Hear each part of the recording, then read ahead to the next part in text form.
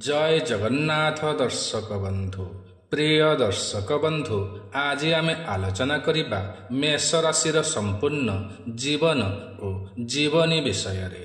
प्रिय दर्शक बंधु आपण माने देखुछंती ओडिया ज्ञान सागर यूट्यूब चैनल। एही ओडिया ज्ञान सागर यूट्यूब चैनल रे आपण मानंकु स्वागत। एही मेष राशि व्यक्ति मानंकर जीवनी किपरि होइथाय, केबे दुख केबे सुख और केबे सफलता मिलिथाए, वैवाहिक सुख संतान सुख इत्यादि विषय रे विस्तार भावरे आज आमे आलोचना करिबा। मेष राशि अधिपति हेउछन्ति मंगल ग्रह। एही मंगल ग्रहंकु देवता मानंकर सेनापति बोली कुहा जाइथाए। एथिपाई मेष राशिर व्यक्ति माने हृष्टपुष्ट होइथान्ति बा बलशाली होइथान्ति, विचक्षणायुक्त होइथान्ति। कौनसी भी कार्य को बड़ जोशर सहकार्य करिथान्ति।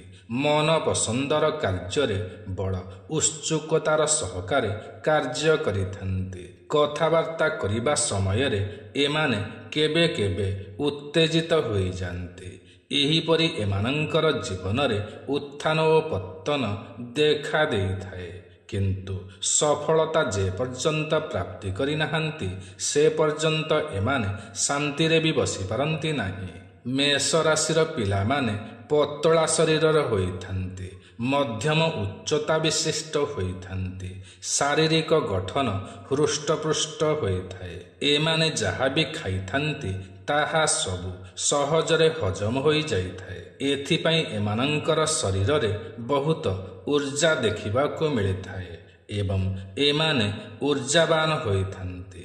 एमानंकर साधारणतः बड़ परिवार होइथाए बा एमाने बहु कुटुंबी होइथान्ति।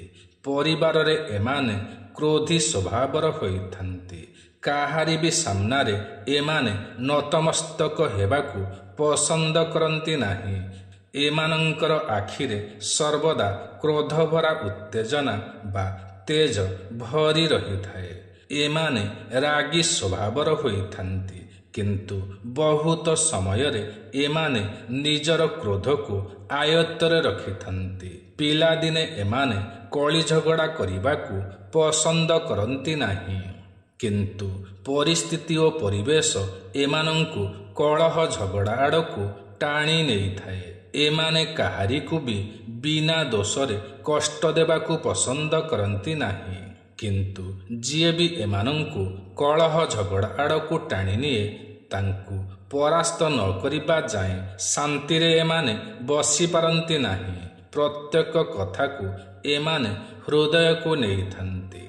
खेलकूदरे एमाने बड़ शौक रखिथान्ति। कौनसी भी खेल को खूब शीघ्र शिखी जाई पारंती एवं ଯେଉଁ खेल खेलती सेथिरे अक्लांत परिश्रम करी विजय लाभ पाइथान्ति। खेलकूदरे एमाने सर्वदा आगुआ रहिथान्ति। एमाने जानवाहन मध्य बहुत द्रुत गति रे चलाइबाकू पसंद करिथान्ति। एपरिकी रेसिंग रे मध्य भाग नेइथान्ति। एमानंकर मनरे भय न थाए। एमाने बहुत निर्भीक और साहसी होइथान्ति, किंतु एमाने असभ्य होई नथान्ति, बरं सभ्यता एमानंक पाखरे भरी रहिथाए। अन्य मानंकु आदर सम्मान सद्व्यवहार करिथान्ति। नम्र भावरे कथा हुअन्ति। जे पर्यंत कौनसी उत्तेजनापूर्ण कथा शुणी नाहांती से पर्यंत एमाने नम्र होइथान्ति। एमाने निज जीवन को बड़ आनंदमय भावरे अतिबाहित करिथान्ति। खाद्य पेयरे एमानंकर केबे भी अभाव रही नथाए। परिवारर लोक माने एमानंकर विशेष ध्यान रखिथान्ति। एमाने परिवार रे बहुत गेल्हा बा गेलवसरर होइथान्ति। पारिवारिक स्नेह श्रद्धा प्रचुर मिलिथाए। एमाने स्वाधीनता को बहुत पसंद करिथान्ति। परिवारर सदस्य मानंक सहित भ्रमण करिबाकू एमाने पसंद करिथान्ति। ପରିବାରର ସଦସ୍ୟମାନେ ମଧ୍ୟ ଏମାନଙ୍କୁ ସାଥିରେ ନେଇ ଭ୍ରମଣ କରିବାକୁ ପସନ୍ଦ କରିଥାନ୍ତି। ଏଣୁ ଏମାନେ ଦେଶ ବିଦେଶରେ ଭ୍ରମଣ କରିଥାନ୍ତି ଏବଂ ସେହି ଭ୍ରମଣରୁ ମଧ୍ୟ ବହୁତ କିଛି ଶିଖିବାକୁ ପାଇଥାନ୍ତି। ଶିକ୍ଷା କ୍ଷେତ୍ରରେ ଏମାନେ ପ୍ରଥମେ ଅଳସୁଆ ହୋଇଥାନ୍ତି, କିନ୍ତୁ ଧୀରେ ଧୀରେ ଏମାନଙ୍କର ମନରେ ପାଠ ପଢ଼ାର ଜୋଶ ଆସିଯାଇଥାଏ ଏବଂ ସଫଳ ହେବା ପାଇଁ ବହୁତ ପରିଶ୍ରମ ମଧ୍ୟ କରିଥାନ୍ତି। ନିଜର ପରିଶ୍ରମ ବଳରେ ଏମାନେ ଶିକ୍ଷା କ୍ଷେତ୍ରରେ ବହୁତ ଆଗକୁ ଯାଇପାରନ୍ତି ଓ ଉନ୍ନତି ମଧ୍ୟ କରିଥାନ୍ତି। ଏମାନଙ୍କୁ ଦାଦା, ବଡ଼ ବାପା, ମାମୁଁ, ମଉସା, ପିଇସା ଏମାନଙ୍କର ସ୍ନେହ ଶ୍ରଦ୍ଧା ଓ ସାହାଯ୍ୟ ସହଯୋଗ ପ୍ରାପ୍ତି ହୋଇଥାଏ। ଏମାନେ ପଡ଼ୋଶୀମାନଙ୍କୁ ସାହାଯ୍ୟ ଓ ସହଯୋଗ କରିବାକୁ ପସନ୍ଦ କରିଥାନ୍ତି। ଏମାନେ ପିଲାଦିନେ ଧନ ସଞ୍ଚୟ କରିପାରନ୍ତି ନାହିଁ, କାରଣ ଏମାନେ ନିଜେ ଖାଆନ୍ତି ଓ ମିତ୍ରମାନଙ୍କୁ ଖୁଆଇଥାନ୍ତି। ଏମାନେ ନିଜ ମିତ୍ରମାନଙ୍କୁ ଖାଇବାକୁ ଦେବାରେ ବହୁତ ଆନନ୍ଦ ପାଇଥାନ୍ତି। ପିଲାଦିନରୁ ଏମାନେ ଦାନୀ ସ୍ୱଭାବର ହୋଇଥାନ୍ତି। ଏଣୁ ଧନ ସଞ୍ଚୟ କରିପାରନ୍ତି ନାହିଁ, କିନ୍ତୁ ପିଲାଦିନେ ଏମାନଙ୍କର ଧନ ସମସ୍ୟା ରହିନଥାଏ କିମ୍ବା ଧନକୁ ଏମାନେ ସଞ୍ଚୟ କରିବାକୁ ମଧ୍ୟ ପସନ୍ଦ କରନ୍ତି ନାହିଁ। ଏମାନଙ୍କର ଭାଇ ଓ ପରାକ୍ରମ ଘରେ ବୁଦ୍ଧ ରହୁଥିବାରୁ ଏମାନେ ବଡ଼ ଭାଇ ଭଉଣୀଙ୍କ ଠାରୁ ସ୍ନେହ, ଶ୍ରଦ୍ଧା, ସାହାଯ୍ୟ ଓ ସହଯୋଗ ପାଇଥାନ୍ତି। ଏମାନେ ମଧ୍ୟ ନିଜ ଭାଇ ଓ ଭଉଣୀମାନଙ୍କୁ ସାହାଯ୍ୟ ଓ ସହଯୋଗ କରିବାକୁ ପସନ୍ଦ କରିଥାନ୍ତି। ପରାକ୍ରମ ଘରେ ବୁଦ୍ଧ ରହୁଥିବାରୁ ଏମାନେ ସମସ୍ତ କ୍ଷେତ୍ରରେ ବହୁତ ପରାକ୍ରମୀ ହୋଇଥାନ୍ତି। କୌଣସି ବି କ୍ଷେତ୍ରରେ ଏମାନେ ଭୟ କରନ୍ତି ନାହିଁ। ନିଜ ଇଚ୍ଛାରେ ଏମାନେ ନିଷ୍ପତ୍ତି ନେଇଥାନ୍ତି। ଖେଳକୁଦରେ ମଧ୍ୟ ଏହା ଦେଖିବାକୁ ମିଳିଥାଏ। ଏଣୁ ନିଜ ଟିମ୍କୁ ଲିଡର ଭାବରେ ବିଜୟ ଲାଭ ଦେଇଥାନ୍ତି। ଏବେ ଜାଣିବା ମାତା, ମିତ୍ର ଓ ସୁଖ ଏହି ବିଷୟରେ। ଏହି ଘରର ଅଧିପତି ହେଉଛନ୍ତି ଚନ୍ଦ୍ରଦେବ। ଏଣୁ ଏମାନଙ୍କର ମାତା ଅତି ଧାର୍ମିକ ସ୍ୱଭାବର ହୋଇଥାନ୍ତି, ବଡ଼ ବିନମ୍ର ମଧ୍ୟ ହୋଇଥାନ୍ତି ଏବଂ ବହୁତ ସଭ୍ୟ ମଧ୍ୟ ହୋଇଥାନ୍ତି। ଏମାନଙ୍କ ପ୍ରତି ଏମାନଙ୍କର ମାତା ସତର୍କ ଓ ଚିନ୍ତିତ ରହିଥାନ୍ତି ଏବଂ ବହୁତ ସ୍ନେହ ମଧ୍ୟ କରିଥାନ୍ତି। କୌଣସି ବି ସ୍ଥାନକୁ ଗଲେ ଏମାନଙ୍କୁ ସାଥିରେ ନେଇ ଯିବାକୁ ପସନ୍ଦ କରିଥାନ୍ତି। ଏମାନଙ୍କ ପାଇଁ ମଧ୍ୟ ନିଜ ମାତା ନିଜକୁ ସୁରକ୍ଷିତ ମନେ କରିଥାନ୍ତି। କାହାରିକୁ ବି ଭୟ କରନ୍ତି ନାହିଁ। ଏମାନେ ନିଜ ମାତାଙ୍କର ବଡ଼ ଆଜ୍ଞାକାରୀ ହୋଇଥାନ୍ତି। ନିଜ ମାତାଙ୍କର ସମସ୍ତ କଥାକୁ ମଧ୍ୟ ଏମାନେ ମାନି ନେଇଥାନ୍ତି। ଏଣୁ ଜୀବନରେ ଏମାନଙ୍କୁ ମାତୃ ସୁଖ ପ୍ରଚୁର ଭାବରେ ମିଳିଥାଏ ଏବଂ ସମସ୍ତ କାର୍ଯ୍ୟ ନିଜ ମାତାଙ୍କୁ ପଚାରିକି ହିଁ କରିଥାନ୍ତି। ଏମାନେ ଜୀବନରେ କାହାରିକୁ ଡରିଥାନ୍ତି କିମ୍ବା କାହାରି କଥାକୁ ମାନିଥାନ୍ତି ତ ସେ ହେଉଛନ୍ତି ଏମାନଙ୍କର ମାତା। ଏମାନଙ୍କର ବହୁତ ସାରା ମିତ୍ର ହୋଇଥାନ୍ତି, କିନ୍ତୁ ସେମାନେ ସ୍ୱଳ୍ପ ଆୟଯୁକ୍ତ ହୋଇଥିବାରୁ ଆର୍ଥିକ ସହଯୋଗ କରିପାରନ୍ତି ନାହିଁ। କିନ୍ତୁ ଏମାନେ ନିଜର ସ୍ୱଳ୍ପ ରୋଜଗାରରେ ମଧ୍ୟ ସୁଖରେ ରହିପାରନ୍ତି ଏବଂ ନିଜର ଦୁର୍ବଳତା, ନିଜର ଅଭାବ ଏହି ବିଷୟରେ କେବେ ବି ମିତ୍ରମାନଙ୍କୁ ଜଣାନ୍ତି ନାହିଁ। ବରଂ ଗରିବ ମିତ୍ରମାନଙ୍କୁ ବହୁତ ସାହାଯ୍ୟ ଓ ସହଯୋଗ କରିଥାନ୍ତି। ପିଲାଦିନରୁ ଏମାନେ ଯାନବାହନ ଚଳାଇବାକୁ ପସନ୍ଦ କରିଥାନ୍ତି। ପ୍ରାପ୍ତ ବୟସରେ ଏମାନେ ନିଜ ଘରଠାରୁ ବହୁତ ଦୂରରେ ରହିଥାନ୍ତି, ଘରଠାରୁ ଅଲଗା ରହିଥାନ୍ତି। ଏବେ ଜାଣିବା ବିଦ୍ୟା ଓ ସନ୍ତାନ ବିଷୟରେ। ବିଦ୍ୟା କ୍ଷେତ୍ରରେ ଏମାନେ ଉନ୍ନତ ହୋଇଥାନ୍ତି ଏବଂ ବଡ଼ ବଡ଼ ଉଚ୍ଚ ପଦବୀ ମଧ୍ୟ ହାସଲ କରିପାରନ୍ତି। ଦେଶ ସେବାରେ ଏମାନେ ଅଗ୍ରୀଣ ହୋଇଥାନ୍ତି। ଦେଶଭକ୍ତି ଏମାନଙ୍କଠାରେ ଭରି ରହିଥାଏ। ପିଲାଦିନରୁ ଦେଶ ସେବା କରିବାକୁ ଚିନ୍ତା ମଧ୍ୟ କରିଥାନ୍ତି। ନିଜର ଶିକ୍ଷକ ବା ଗୁରୁମାନଙ୍କୁ ଏମାନେ ମାନ ସମ୍ମାନ ଦେଇଥାନ୍ତି। ସେମାନଙ୍କର କଥା ମାନିଥାନ୍ତି। ଶିକ୍ଷକମାନେ ମଧ୍ୟ ଏମାନଙ୍କୁ ସ୍ନେହ ଶ୍ରଦ୍ଧା ଦେଇଥାନ୍ତି। ଏବେ ଜାଣିବା ରୋଗ, ଋଣ ଓ ଶତ୍ରୁ ବିଷୟରେ। ଏମାନେ କୌଣସି ଋଣ ଓ କରଜ କରିଥିଲେ ତାହାକୁ ସହଜରେ ଶୁଝିପାରନ୍ତି ନାହିଁ। ଧନ ତ ଆସିଥାଏ, କିନ୍ତୁ ତାହାକୁ ଅନ୍ୟ କ୍ଷେତ୍ରରେ ଖର୍ଚ୍ଚ କରିଦିଅନ୍ତି। ଏଣୁ ଋଣକୁ ସଠିକ୍ ଭାବରେ ପରିଶୋଧ କରିପାରନ୍ତି ନାହିଁ। ଏମାନେ କାହାରିକୁ ଯଦି ଧନ ବା କରଜ ଦିଅନ୍ତି, ତେବେ ତାହା ମଧ୍ୟ ଏମାନଙ୍କୁ ମିଳିନଥାଏ। ଯଦି ବା ମିଳିଥାଏ, ଅଳ୍ପ ଅଳ୍ପ ମିଳିଥାଏ। ତାହା ପୁଣି ବହୁତ କଷ୍ଟରେ ମିଳିଥାଏ। ଏମାନଙ୍କର ପିଲାଦିନେ ଥଣ୍ଡା, କାଶ, ଜ୍ୱର ଆଦି ରୋଗ ଦେଖା ଦେଇଥାଏ, କିନ୍ତୁ କୌଣସି ବି ବଡ଼ ଧରଣର ରୋଗ ଦେଖା ଦେଇନଥାଏ। ଏବେ ଜାଣିବା ବୈବାହିକ ଜୀବନ, ସୁଖ ଓ ବ୍ୟବସାୟ ବିଷୟରେ। ଏମାନଙ୍କର ଜୀବନ ସାଥୀ ଅତି ସୁନ୍ଦର, ସୁଶୀଳା ଓ ଧର୍ମପରାୟଣ ହୋଇଥାନ୍ତି। ଶିକ୍ଷିତା ମଧ୍ୟ ହୋଇଥାନ୍ତି, କିନ୍ତୁ ସେ କଠୋରଭାଷୀ ମଧ୍ୟ ହୋଇଥାନ୍ତି, ଯାହା ଫଳରେ କି ସ୍ୱାମୀ ସ୍ତ୍ରୀ ମଧ୍ୟରେ ବେଳେବେଳେ ମନମନାନ୍ତର ଦେଖା ଦେଇଥାଏ। ତଥାପି ମଧ୍ୟ ଏମାନେ ନିଜ ସ୍ତ୍ରୀକୁ ବା ନିଜ ଜୀବନ ସାଥୀଙ୍କୁ ବହୁତ ଭଲ ପାଇଥାନ୍ତି। ତାଙ୍କର ସ୍ତ୍ରୀ ମଧ୍ୟ ଏମାନଙ୍କୁ ବହୁତ ଭଲ ପାଇଥାନ୍ତି। ଏମାନଙ୍କର ସ୍ୱଳ୍ପ ସନ୍ତାନ ହୋଇଥାନ୍ତି ଏବଂ ବିବାହର ବର୍ଷେ 2 ବର୍ଷ ମଧ୍ୟରେ ସନ୍ତାନ ହୋଇଥାନ୍ତି। ଅଧିକରୁ ଅଧିକରେ 3 ବର୍ଷ ମଧ୍ୟରେ ପ୍ରଥମ ସନ୍ତାନ ହୋଇଥାଏ ଏବଂ ପୁତ୍ର ସନ୍ତାନ ହିଁ ହୋଇଥାନ୍ତି। ପରେ କନ୍ୟା ସନ୍ତାନ ହୋଇଥାନ୍ତି। ଏବେ ଜାଣିବା ଦୁର୍ଘଟଣା ଓ ମୃତ୍ୟୁ ଅବସ୍ଥା ବିଷୟରେ। ମେଷ ରାଶିର ଅଷ୍ଟମ ଘରେ ମଙ୍ଗଳ ରହିଥାନ୍ତି।